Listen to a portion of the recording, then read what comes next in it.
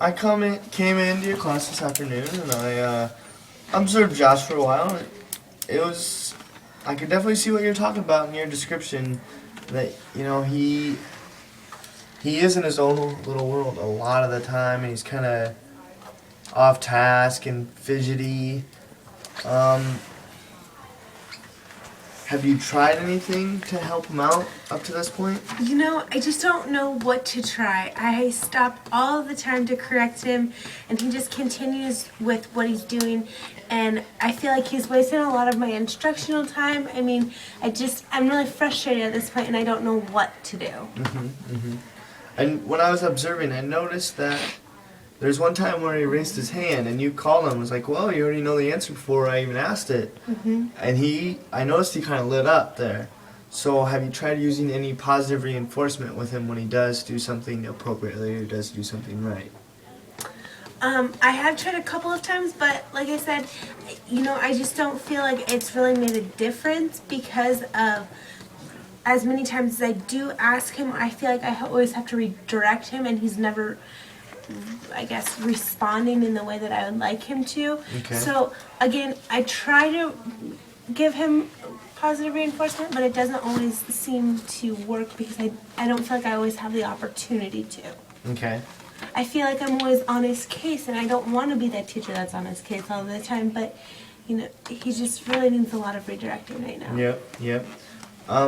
I did notice, like, he wasn't looking at you or really paying attention. He was in his own little world. How does he do as far as comprehension and reading, or, like, do you ever ask questions afterwards about the story? How does he do then? Is he just in his own little world, but is he still listening? He's really just in his own little world. I don't know if you noticed while I was reading this story, I really struggled with, like, asking him, like, when I'd given the book talk and we kind of did a little introduction, I talked about Paris and everything like that.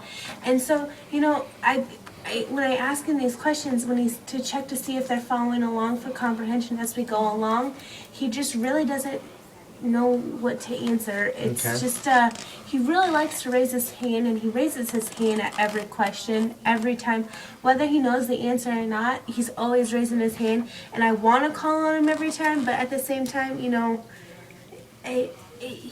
most of the time he just looks at me and says I don't know. So I don't really want everyone to be raising their hand if they don't know. I really want them to be listening and focusing on what everyone else has to say too. Yeah. I noticed he was, like, really fidgety, had some hyperactivity.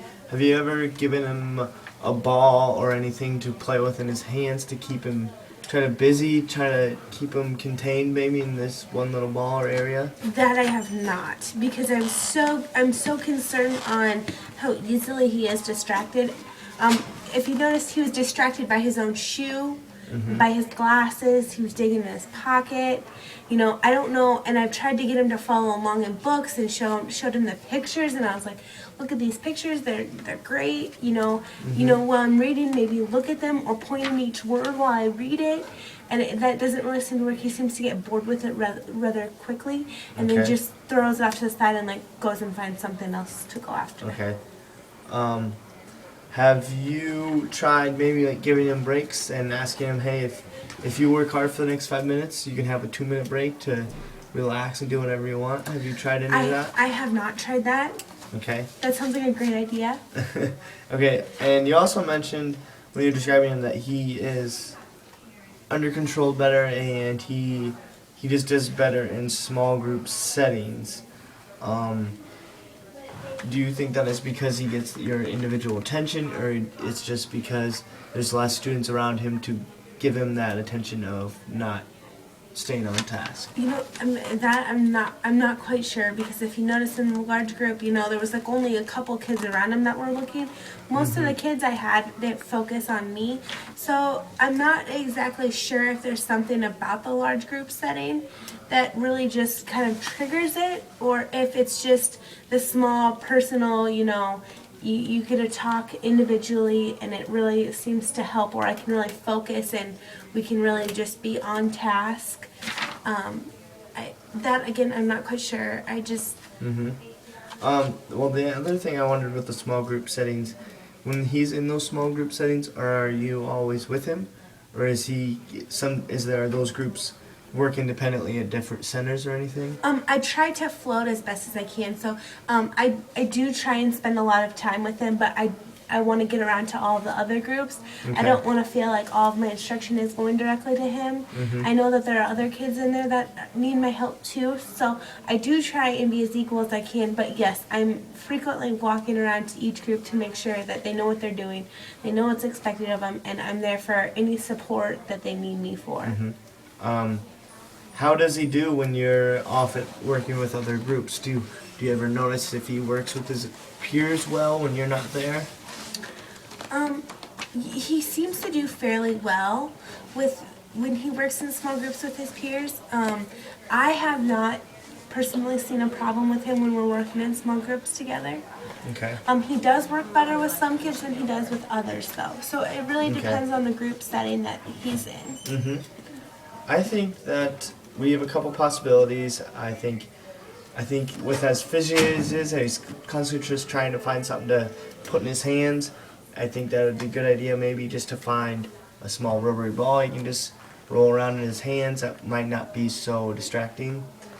And or maybe if try to give him some implicit reinforcement, positive reinforcement, where if you can stay on task for 5 minutes, you can have a 2-minute break. Or if you while you're teaching, maybe when you just notice he's getting a little off task, a little extra fidgety, offer him a break. Say, go take a break in the corner, and then have him join the group when he's ready to be more on task. Okay, try that. Does that sound like a good idea to try? That sounds great.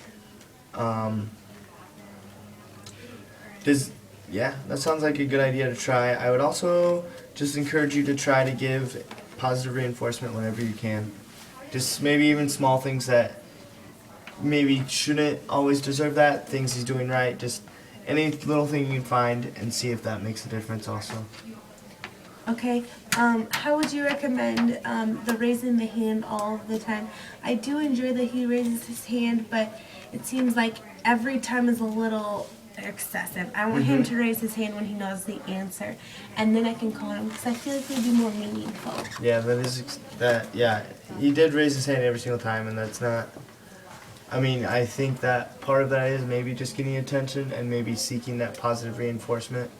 So I can see you can't call him on him every time. I would be careful how you choose. If he can get maybe some of those simple, concrete answers correctly, then maybe work up if he starts getting those more correct. But I would definitely try to make sure you're also paying attention to the rest of the class and not just focusing on him because he raises his hand every time. Okay, sounds great. Mm-hmm.